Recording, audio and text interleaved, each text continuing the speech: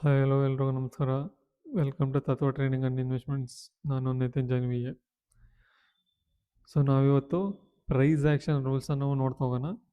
So ಇವತ್ತು ನಡೆದಂಥ ಮಾರ್ಕೆಟಲ್ಲಿ ನಾವು ಯಾವ ರೀತಿ ಪ್ರೈಸ್ ಆ್ಯಕ್ಷನ್ ಮುಖಾಂತರ ನಾವು ಟ್ರೇಡ್ನ ಹ್ಯಾಂಡ್ಲ್ ಮಾಡ್ಬೋದಾಗಿತ್ತು ಅಂತ ನಾವು ನೋಡ್ತಾ ಹೋಗೋಣ. ಸೊ ಅದಕ್ಕಿಂತ ಮುಂಚೆ disclaimer.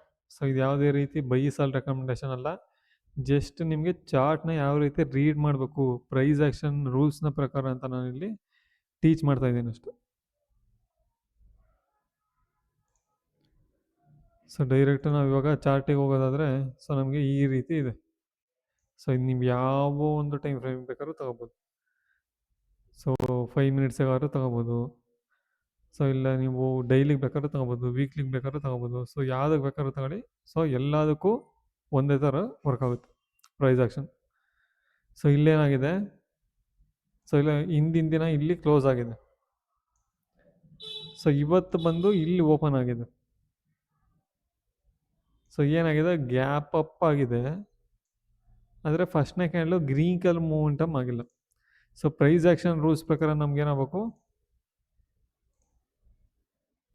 Gap up green colour momentum candle ಆಗಬೇಕು. ಆದರೆ ಇಲ್ಲಿ ಡೋಜಿ ಆಗಿಬಿಟ್ಟಿದೆ, ಗ್ಯಾಪ್ ಅಪ್ ಆಗಿ ಡೋಜಿ ಆಗಿದೆ. ಸೊ ನಮಗಿಲ್ಲಿ ಪ್ರೈಸ್ ಆ್ಯಕ್ಷನ್ ಆಗಿಲ್ಲ. ಸೊ ನಾವೇನು ಮಾಡಬೇಕು ಇಂಥ ಟೈಮಲ್ಲಿ, ಸೊ ಏನಿದು ಫಸ್ಟ್ನೇ ಕ್ಯಾಂಡಲ್ ಡೋಜ್ ಆಗಿರುತ್ತಲ್ಲ, ಸೊ ಅಲ್ಲಿಗೊಂದು ನಾವು ಟ್ರೆಂಡ್ ಲೈನ್ ಹಾಕಬೇಕು. ಅದರ ಹೈಗೊಂದು ಟ್ರೆಂಡ್ ಲೈನು ಮತ್ತು ಅದರ ಲೋಗೊಂದು ಟ್ರೆಂಡ್ ಲೈನು. ಸೊ ಯಾವ ಒಂದು ಟ್ರೆಂಡ್ ಲೈನ್ನ ಬ್ರೇಕ್ ಮಾಡುತ್ತೋ ಸೊ ನಾವು ಆ ಸೈಡು ಟ್ರೆಂಡ್ನ ತಗೊಂಡು ಹೋಗ್ಬೇಕು. ಸೊ ಅಕಸ್ಮಾತ್ ಏನಾದ್ರು ಮೇಲ್ಗಡೆ ಟ್ರೆಂಡ್ ಲೈನ್ನ green colour momentum candle break ಮಾಡಿದರೆ ಸೊ ನಾವು ಬೈಯಿಂಗ್ ಸೈಡ್ ಹೋಗ್ಬೋದಾಗಿತ್ತು. ಆದರೆ ಇಲ್ಲಿ ಏನು ಮಾಡಿದೆ, ನಮಗೆ ರೆಡ್ ಕಲರ್ ಮೂಮೆಂಟಮ್ ಕ್ಯಾಂಡಲಲ್ಲಿ ಕೆಳಗಡೆ ಟ್ರೆಂಡ್ ಲೈನ್ನ ಬ್ರೇಕ್ ಮಾಡಿದೆ. ಸೊ ನಾವೇನು ಮಾಡೋದು ಇವಾಗ, ಸೆಲ್ಲಿಂಗ್ ಪೊಸಿಷನ್ಗೆ ಹೋಗ್ಬೋದು. ಸೊ ನಮಗಿಲ್ಲಿ ಸೆಲ್ಲಿಂಗ್ ಪೊಸಿಷನ್ ಸಿಕ್ಕಿದೆ.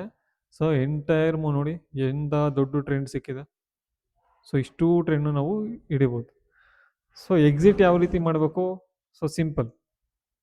ಸೊ ಎಕ್ಸಿಟ್ ಯಾವ ರೀತಿ ಮಾಡಬೇಕು ಅಂದರೆ, ಸೊ ಇದರ ಒಂದು ಐಗೆ ನೀವು ಸ್ಟಾಪ್ ಲಾಸ್ ಸೆಟ್ ಮಾಡಿರ್ತೀರ. ಸೊ ಯಾವಾಗ ಈ ಒಂದು ಕ್ಯಾಂಡಲ್ ಇಲ್ಲಿ ಕ್ಲೋಸ್ ಆಗುತ್ತೋ ಅವಾಗ ನಿಮ್ಮ ಸ್ಟಾಪ್ ಲಾಸ್ನ ಇಲ್ಲಿಗೆ ಮೂವ್ ಮಾಡ್ತೀರ. ಸೊ ನೆಕ್ಸ್ಟು ಇಲ್ಲಿಗೆ ಮೂವ್ ಮಾಡ್ತೀರ. ಸೊ ನೆಕ್ಸ್ಟು ಇಲ್ಲಿಗೆ ಮೂವ್ ಮಾಡ್ತೀರ. ಸೊ ನೆಕ್ಸ್ಟ್ ಇಲ್ಲಿಗೆ ಮೂವ್ ಮಾಡ್ತೀರ. ಸೊ ಹಿಂಗೆ ಮೂವ್ ಮಾಡ್ತಾ ಹೋಗ್ತೀರಾ. ಸೊ ಎಲ್ಲೋ ಒಂದು ಕಡೆ ಇಟ್ಟಾದರೆ ಎಕ್ಸಿಟ್ ಆಗ್ತೀರಾ. ಸೊ ಆ ರೀತಿ ಬೇಕಾದ್ರೂ ನೀವು ಮಾಡ್ಬೋದು. ಸೊ ಇಲ್ಲ ನೀವು ವೆಯ್ಟ್ ಮಾಡಿ ನೋಡ್ಬೋದು ಯಾವುದಾದ್ರೂ ಒಂದು ನಿಮಗೆ ಎಕ್ಸಿಟ್ ಕಂಡೀಷನ್ ಸಿಗುತ್ತಾ ಅಂತ.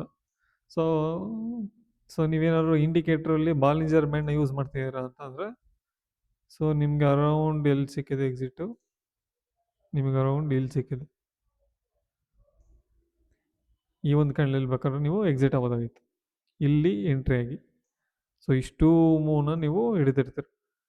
ಸೊ ಇಲ್ಲ ಅಂತಂದರೆ ಸೊ ನೀವು ಏನಾದ್ರು ಇ ಎಮ್ ಎ ಪ್ರಕಾರ ನೀವೇನಾದ್ರು ಟ್ರೇಡ್ನ ಮಾಡ್ತಾ ಇದ್ದೀರಾ ಅಂತಂದರೆ, ಸೊ EMA 13 ಹಾಕೊಳ್ಳಿ. ಸೊ ಅದು ನಿಮಗೆ ಅರೌಂಡ್ ಇಲ್ಲಿ ಎಕ್ಸಿಟ್ ಕೊಟ್ಟಿದೆ. ಸಿ ಈ ಒಂದು ಕ್ಯಾಂಡಲಲ್ಲಿ ಎಕ್ಸಿಟ್ ಕೊಟ್ಟಿದೆ. ಸೊ ಇಷ್ಟು ಟ್ರೆಂಡ್ನ ನೀವು ಟ್ರೇಡ್ ಮಾಡಿದ್ರು. ಸೊ ಈ ರೀತಿ ಬೇಕಾದ್ರೆ ನೀವು ಮಾಡ್ಕೊಂಡು ಹೋಗ್ಬೋದು.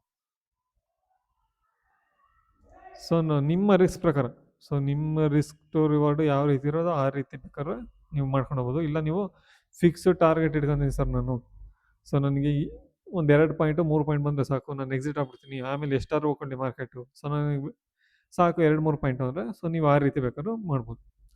ಸೊ ಇದಿಷ್ಟು ನಿಮಗೆ ಇವತ್ತು ಪ್ರೈಸ್ ಆ್ಯಕ್ಷನ್ ಪ್ರಕಾರ ನಾವು ಯಾವ ರೀತಿ ಟ್ರೇಡ್ ಮಾಡ್ಬೋದಾಗಿತ್ತು ಅನ್ನೋ ಒಂದು ಸಣ್ಣ ಒಂದು ನಿಮಗೆ ಟೀಚಿಂಗ್ನ ಮಾಡಿದ್ದೀನಿ.